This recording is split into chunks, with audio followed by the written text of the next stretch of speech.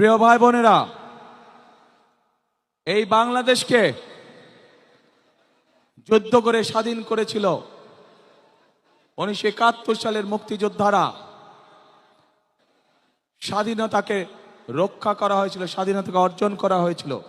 ঠিক একইভাবে 2024 সালের 5ই আগস্ট ছাত্র জনতার অভ্যুত্থানের মাধ্যমে সেই স্বাধীনতাকে আবার রক্ষা করা হয়েছে। প্রিয় ভাই বোনেরা, 1971 সালের যুদ্ধ পরবর্তীতে বিভিন্ন সময় গণতন্ত্র সংগ্রামের যুদ্ধে, একইভাবে 2024 সালের গণ অভ্যুত্থানের সময় আমরা কি কেউ কারো ধর্ম বর্ণ দেখেছিলাম? আমরা কোনো ধর্ম বর্ণ দেখিনি। কে মুসলমান, কে হিন্দু,